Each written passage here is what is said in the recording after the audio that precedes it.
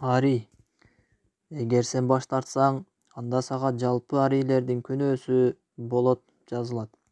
Аллахтын элчиси саллаллаху алейхи вассаламдын император Ираклийге жазган катынан. Бул теманын башында улуу бир инсандын тарыхын айтып өтөбүз. Бул тарыхты туура түшүнүү менен бирге көпчүлүккө табышмак болуп жүргөн көптөгөн купуя иштердин бети ачылат. Мына ушундай туура тарыхты окумайынча чечилбеген кээ бир табышмактуу нерселерди чечүү колуңуздагы китептин түпкү максаты болуп эсептелет. Бул нерсеге мисал катары Аллахтын элчиси саллаллаху алейхи вассаламдын Сахих Муслимде исламга чейинки абалды сыпаттаган таң калаарлык хадиси келген. Аллахтын элчиси саллаллаху алейхи вассалам айтты: чындыгында Аллах жер бетиндеги жашоочуларга назар салды жана алардан бир аз калган китеп ээлеринен башка арабына да, араб эмесине да ачууланды. Аллах Таала жер бетиндеги жашоочулардан өзгөчө бөлүп караган бир аз калган китеп ээлери кимдер болду экен? Бул суроонун жообу Аллахтын элчиси саллаллаху алейхи вассаламдын башка бир хадисинин туура жана так түшүнүгүндө жашырылуу. Бул хадисти ондогон жолу уксак да талап кылынган деңгээлде көңүл бөлгөн эмеспиз. Бул сөз хадис китептеринин сап башында турган Имам Бухаринин Сахих китебинде келген. Бул хадисте Аллахтын элчиси саллаллаху алейхи вассаламдын Византия императору Ираклийге жазган каты жөнүндө айтылат. Анда мындай деп айтылат: мээримдүү жана ырайымдуу Аллахтын ысымы менен, Аллахтын кулу жана анын элчиси Мухаммадтан, римдиктердин улуусу Ираклийге, туура жолдо жүргөндөргө тынчтык болсун. Андан кийин мен сени исламга чакырам, исламды кабыл кыл. Эгер кабыл кылсаң, тынчтыкта болосуң. Исламды кабыл кыл, Аллах сенин жакшылыгыңды эки эселеп берет. Эгерде сен баш тартсаң, анда сенин мойнуңа бүтүндөй арийлердин күнөөсү жүктөлөт. Ислам тарыхы жазылган кээ бир китептерде арийчилерди Римдин дыйкандары болгон деп айтылат. Бирок мен бул маселе жетерлик деңгээлде туура деп айта албайм. Эмне үчүн Аллахтын элчиси саллаллаху алейхи вассалам арийчилер деген сөздү Ираклийге жазган катында гана колдонуп, башка эч бир хадисте айткан эмес? Эмне үчүн Аллахтын элчиси саллаллаху алейхи вассалам Византия императоруна сага дыйкандардын күнөөлөрү да жүктөлөт деп айтып жатат? Бул түшүнүктү колдонгондор византиялыктардын көпчүлүк бөлүгү дыйкандар болгондугу үчүн Аллахтын элчиси саллаллаху алейхи вассалам хадисинде ошол көпчүлүктү көңүлгө алган деп айтышат. Тарых көз карашы менен караганда, бул түшүнүктүн жеткиликтүү эместиги көрүнүп турат. Анткени империянын жашоочуларынын соодагерлерин, аңчыларын, аскерлерин жана дин кызматкерлерин дыйкандарынан бөлүп кароо туурабы? Аллахтын элчиси саллаллаху алейхи вассаламдын чакырыгына баары камтылган эмеспи? Бул китепти жазууга даярданып жүргөн күндөрдүн биринде кызыктуу бир китепке туш болдум.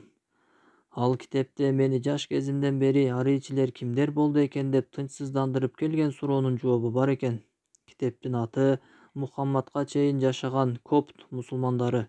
Китептин автору Египеттик изилдөөчү Фадыл Сулайман. Китепке баш сөздү жана толуктоолорду жазган доктор Мухаммад Имара.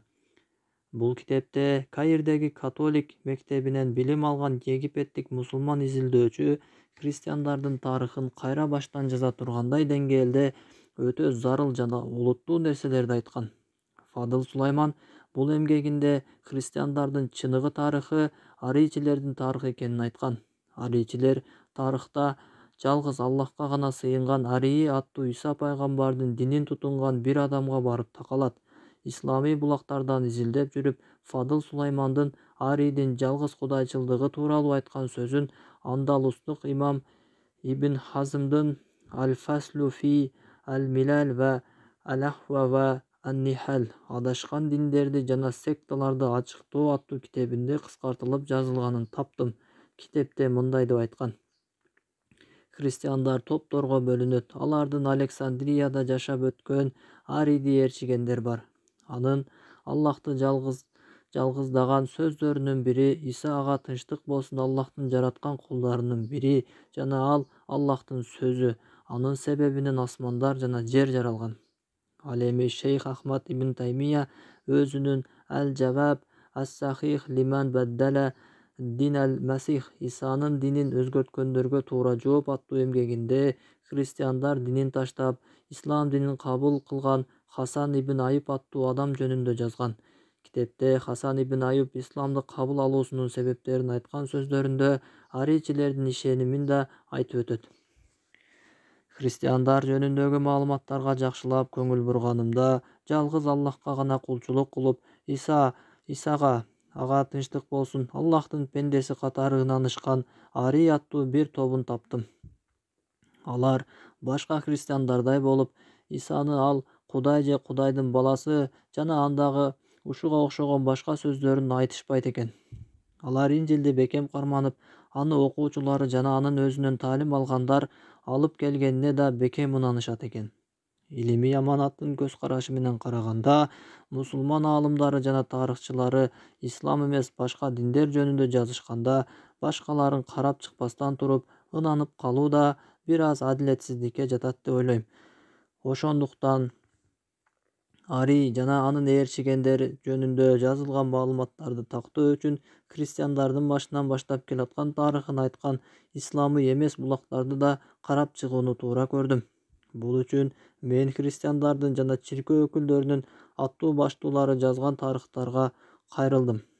Бирок бул улуу баатырыбыздын тарыхына киришүүдөн мурда өзүбүз үчүн зарыл болгон 3 маселени карап чыгалы. Бул 3 маселенин себебинен темабызды туура түшүнө алабыз. Биринчи, ислам бул ишенүү жана ынануу көз карашы менен караганда Аллахтын элчиси Мухаммад алейхиссалам алып келген жаңы дин эмес. Тескеринче, ал Аллах Тааланын эзелтен эле адам баласына жиберип келаткан дини. Ислам Аллах Тааланын буйруктарына моюн сунуу жана анын жалгыз өзүнө гана кулчулук кылуу болуп эсептелет. Ислам Аллах Таалага кулчулук кылуу жана ибадатты жалгыз Аллах үчүн аткаруу ишенимине бекем байланган дин. Кээ бирлери асмандан келген диндер деп айтышат. Бул таптакыр туура эмес. Асмандан бир эле ислам дини келген, бирок ар заманга жараша исламдын ичиндеги укуктары жана мыйзамдары ар башка болгон. Чындыгында Аллахтын дини бир гана ислам. Ал эми башка диндердин аталыштары алардын тутунган адамдардын оюнан гана чыгарылган аттар. Буддисттер динин философ Гуатама Будданын ысымы менен атап алышкан. Еврейлер да динин Исраил урпактарынын бири болгон Яковтун уулу Иуда, Яхуза ибн Якубтун ысымынан алып атап алышса, христиандар Иисус Христос, Мариямдын уулу Исанын атынан атап алышкан. Ошондой эле аларды Ан-Насара деп да аташат. Бул Иса пайгамбардын туулган жери Назаретке байланыштуу же Иса пайгамбарга жардам бергендердин атынан Ан-Наср же Ан-Нусрадан алынган болушу мүмкүн. Ал эми ислам дини Аллах Таала өзү тандап аны бардык пайгамбарларга жиберген дин. Аллах айтат: Ал Аллах силерди жана силерден мурдагыларды да мусулмандар деп атады. Хадж сүрөсү 78-аят. Ибрахим пайгамбарды да мусулман деп атаган.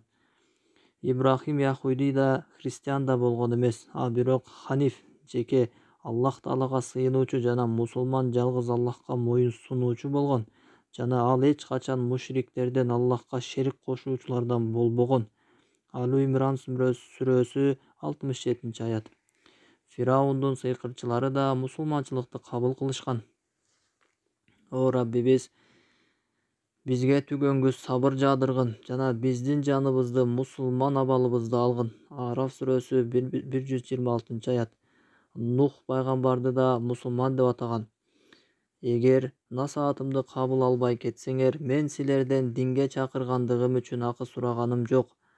Сооп сыйлыкты мен Аллахтан гана сураймын жана мен мусулмандардан болууга буйрулганмын. Юнус сүрөсү 72-аят. Ыйык Куранда Муса пайгамбар Исраил урпактарына кайрылганын төмөндөгүчө баяндайт. Муса айтты: О коомум, эгер Аллахка ыйман келтирген жана мусулман болсоңор, Аллахка тобокел кылгыла. Юнус сүрөсү 84-аят.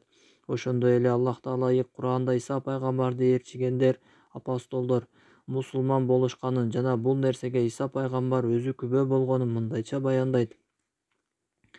Ал Иса алардан каапырчылыкты сезип калганда шакирттерине: Аллахтын жолунда ким мага жардамчы болот деди эле шакирттери. Биз Аллахтын жардамчылары болобуз. Аллахка ыйман келтирдик жана күбө болгону Иса биз мусулмандарданбыз. Али Имран 172-аят. Ошондуктан ислам дини бардык пайгамбарларга жана алардын ээрчигендерине жиберилген жалгыз дин болгону ар бир замандын өзүнө жараша исламдын ичиндеги мыйзамдары ар башка болгон. Мисалы, бир коомго адал болгон нерсе кийинки коомго арам болгон жана ушул нерсенин тескериси да болгон.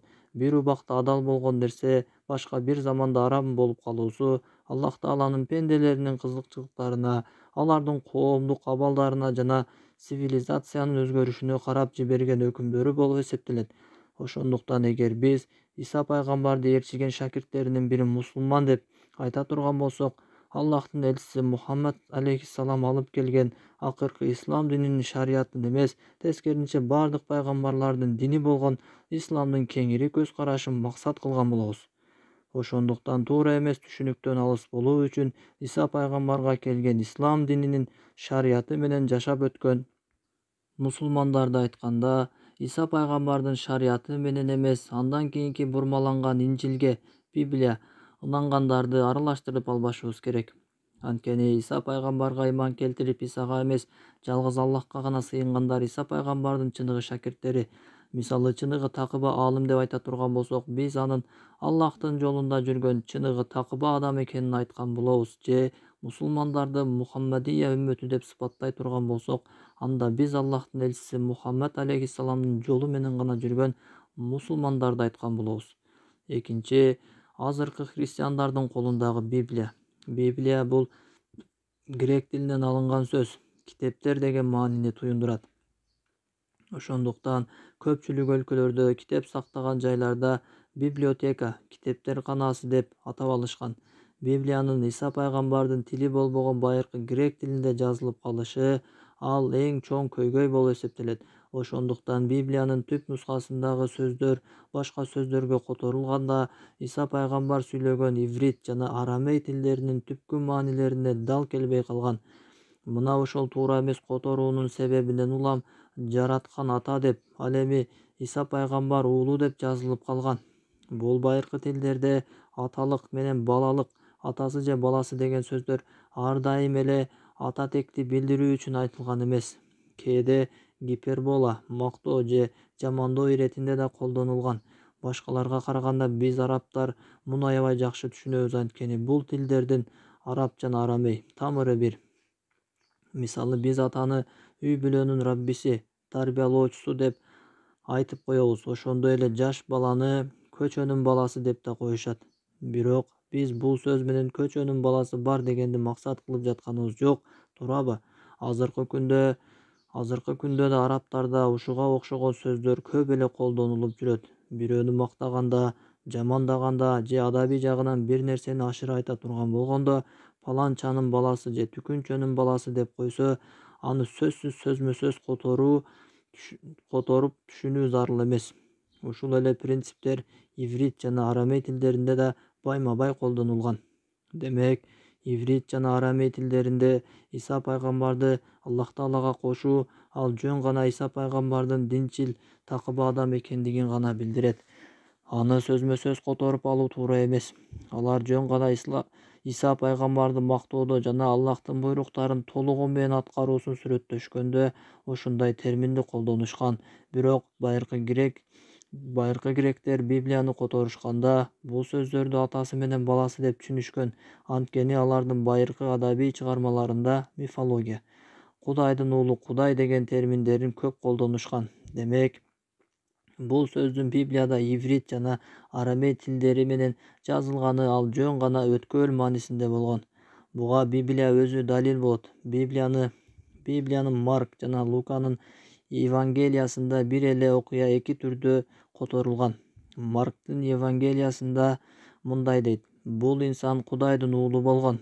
Ал эми ушул эле окуя Луканын Евангелиясында бул инсан динчил, такыба болгон. Үчүнчү, азыркы учурдагы көпчүлүк христиандардын ишеними үчилтик же Троица ишеними.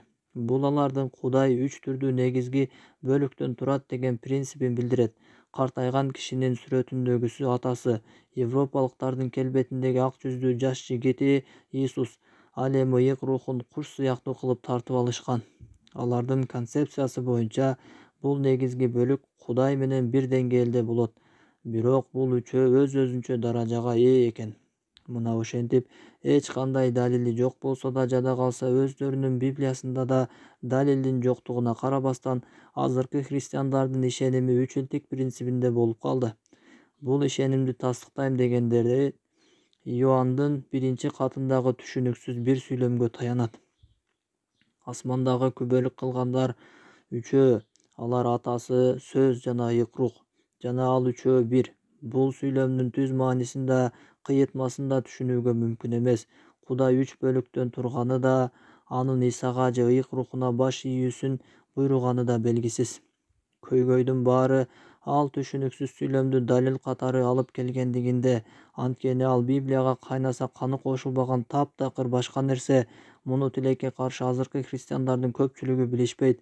Атасы, уулу жана ыйык рух дегени кийин эле рух, суу жана кан деген сөздөрдүн ордуна бурмалоо үчүн атайы коюлган. Библиянын кээ бир арабча нускаларында рух, суу жана кан деген сөздөрдү катардагы христиандар окуганда түшүнбөй кала турган деңгээлде барактын бир четине жазып коюшкан.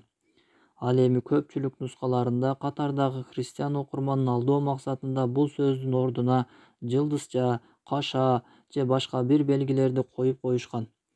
Кээ бир англисче нускаларында бул сөздөрдү таптакыр жок кылып, алардын ордуна бул сүйлөм 16-кылымдан мурда гректердин кол жазмаларында жок болчу деп жазып коюшкан. Биз бул кошулмалар Библияга таптакыр кошулуп жазыла электен мурдагы 400 жыл жөнүндө сүйлөшүп жатабыз. Бул өтө зарыл болгон кириш сөздөн кийин каарманыбыздын тарыхын баштайлы. Дин кызматкери Арий теги боюнча азыркы Ливиянын чыгыш тарабындагы амазиктерден бербер болгон. Ал биздин эранын 256-жылы Бенгазинин чыгыш тарабында жайгашкан Ливия шаарынын Жашыл-Тоо районунда төрөлгөн. Бул шаардын эски аты Кирена эле, азыркы аты Шаххат. Ошондой эле бул шаарда белгилүү математик жана географ Эратосфен да төрөлгөн. Ошондой эле география деген терминди да ушул окумуштуу койгон. Арий Египеттин Александрия шаарында жашап, кийинчерээк ошол жердеги бир чиркөөдө диний кызматкер болуп иштеп калат.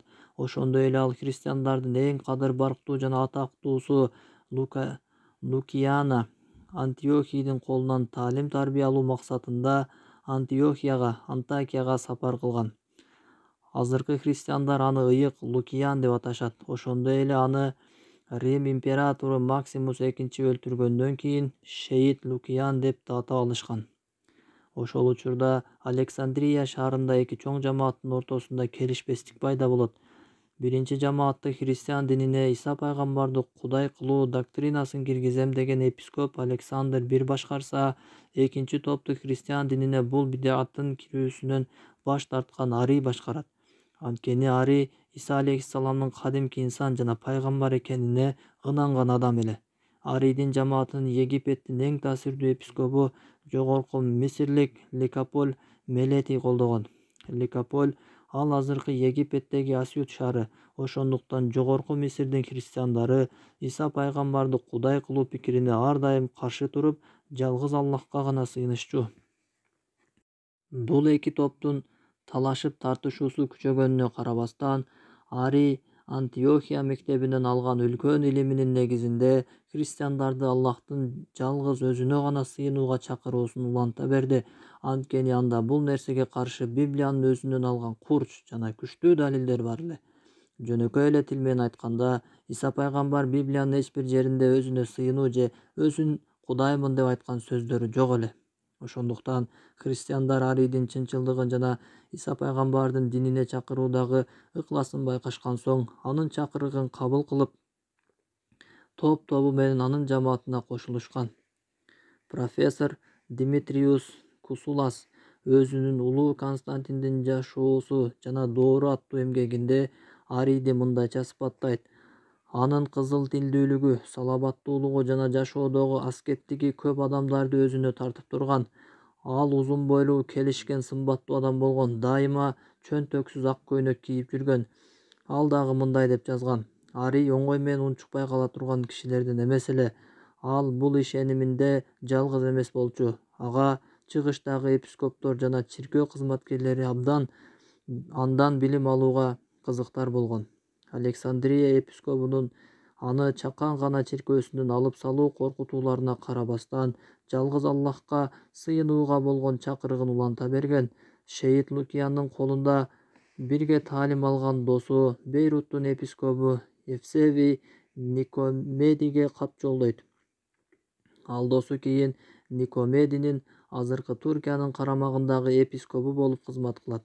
Ари досуна өзүндө болуп жаткан кабарларды жазат.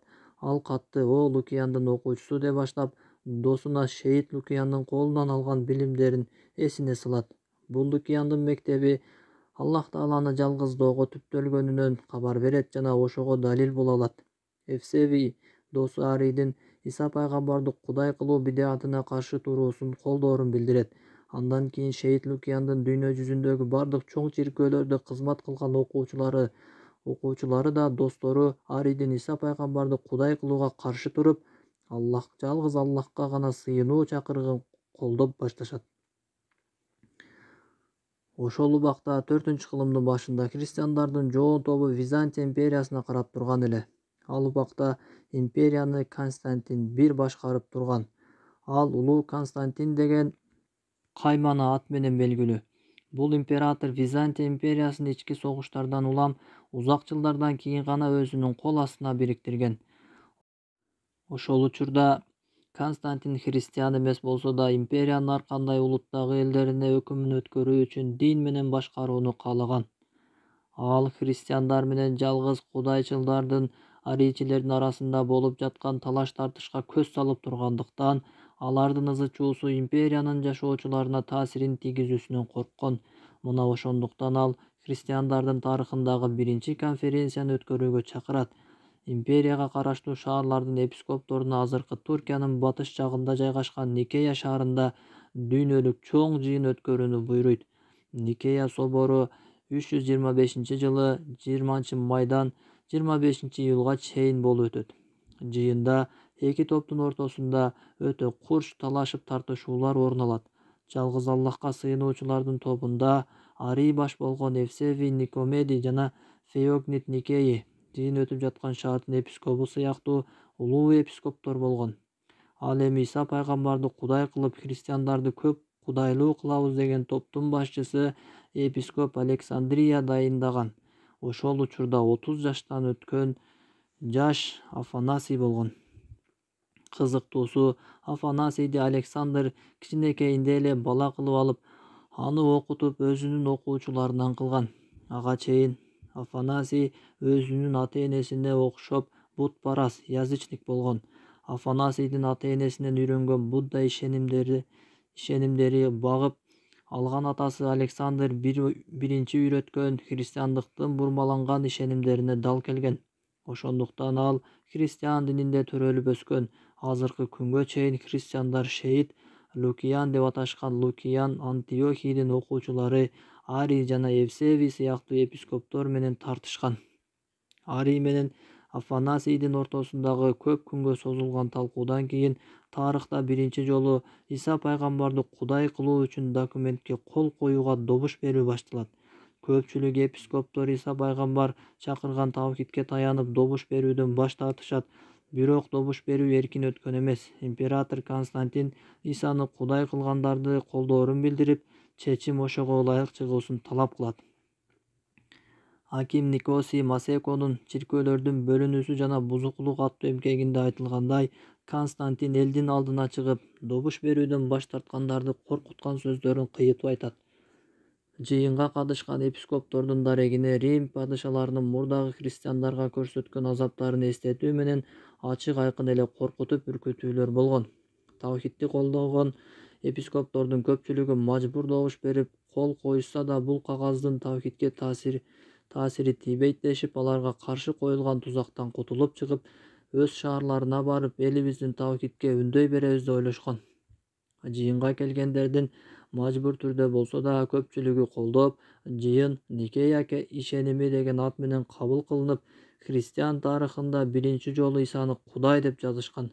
Бирок Арий ар кандай коркутуп үркүтүүлөргө карабастан бул документке кол койгон эмес. Хансондун «Исследование христианской доктрины Бога Арианский спор» аттуу китебинде бул документке 3 адам кол койгон эмес. Алар Арий, Феона Мармарикский жана Секунд Птоломаицкий. Чындыгында көпчүлүк епископтор жалгыз Аллахка сыйынуучулар эле, бирок алар документке мажбур кол коюшкан. Бул Евсевий Никомедийскийдин сөзүнөн даана билинет. Немец католик жазуучусунун китебинде келгенде, ал кийинчерээк улуу Константин императоруна жазган катында мындай деп айтылган: «Жашооңду унутпа, Ибрахимдин Раббисине кара». Ошондой эле ал Константинге мындай деп да жазган: «О эмир, биз чоң күнөө иш кылдык. Өзүбүз каалабасак да, силерден корккондугубуздан капырлыкка макул болдук». Тавхидке үндөгөн епископтордун жыйындагы абалын түшүнүү үчүн аларды кол койдурганга мажбур кылган нерселерди түшүнүүбүз зарыл. Алар императордун кол астында экенин жакшы билишкендиктен, анын зомбулугунан коркуп, жүрөктөрүндө каалабаган нерсеге макул болушкан. Алар жыйындан кийин шакирттерине барып, тавхидке жашыруун чакырууну ойлошкон. Анткени бул жыйынга дүйнөдөгү бардык епископтор чакырылгандыгы үчүн алардын көпчүлүгү Арийдин колдоочулары болгон. Эгер алар ачык эле баш тартышса, аларды император сөзсүз өлтүрмөк. Эгер мындай боло турган болсо, жалгыз Аллахка сыйынууга чакыргандар чоң коркунучка туш болот эле. Жалгыз Аллахка чакырган диний кызматкерлер кол коюу учурунда тузакка түшкөндүктөрүн байкап калышат. Анткени император өзү баш болуп, Афанасий баштаган чиркөө кызматкерлери алардын кол коюуларын күзөтүп турушкан эле. Алар кол коюшкандан кийин аларды дароо ээлеген кызматтарынан бошотуп, алыскы чет жердеги айылдарга жана чөлдөргө чыгарып жиберишет. Ошондой эле Арийдин жалгыз Кудайлыкка чакырган китептери христиандардын кийинки муундарына жетип калбасы үчүн алардын баарын өрттөп жиберишет. Ошондуктан азыр Арийдин бир да китеби жок. Ишеним туурасында жазылган китептердин баары Арийдин душмандары тарабынан бурмаланып жазылган. Илимий көз караш менен караганда ал китептерге ишенүүгө таптакыр мүмкүн эмес. Арий жана аны колдогон дин кызматкерлери сүргүнгө айдалгандан кийин Никеялыктарды башкарган Афанасий 328-жылы Александриянын башкы епископу болуп дайындалат. Арийдин адамдарына караштуу чиркөөлөрдүн баарына Афанасийдин адамдары диний кызматка дайындалат. Ошол күндөн тартып Арийдин душмандары Исаны Кудай эмес, пайгамбар деген христиандарды арияндар деп атап алышкан. Анткени алардын максаты адамдарды акыйкаттан тосуу эле. Чиркөөлөр жалпы христиан коомчулугунан бул чындыкты жашырып келишет. Чындыгында ошол арияндар деп жаманаттык кылынгандар Иса пайгамбар алып келген чыныгы динди тутунгандар эле. Никея соборунда кабыл алынган догмада Кудай Ата, Кудай Уул ынангандарды никеячылар деп аташса, өздөрүн элди биз христиан дининин түпкүсү же уюткусубуз дегендей кылып ортодоксалдуу православтар негизгилер деп атап алышкан. Муну менен чиркөө бийлиги өздөрүн биз христиан дининин түпкүсү же уюткусу болобуз деп элди алдамакчы болушат. Кээ бир тарых булактарында никеячыларды алардын ишеними ыйык үчүлтикке кошулат деп үчүлтиктер деп да аташкан. Бирок бул ысым да туура эмес. Анткени Никея жыйынында ыйык руктук касиеттүү үчүлтиктин бир мүчөсү катары киргизүү сунушу таптакыр күн тартибинде жок болчу. Ыйык рух андан бир топ жылдардан кийин болгон Константинополь жыйынына чейин расмий Кудай катары эсептелген эмес. Бул жөнүндө кийинки темада сөз кылабыз. Жалгыз Кудайлыкка чакыргандардын душмандары арийчилерди толугу менен жок кылдык деп турган убакта бул күрөштү түп тамырынан өзгөртө турган таң каларлык окуя болот. Эч ким күтпөгөн окуя кандай болгон? Эмне үчүн Константин Арийди сүргүнгө айдаган жеринен империянын борборуна алып келет? Кезектеги каарманыбыз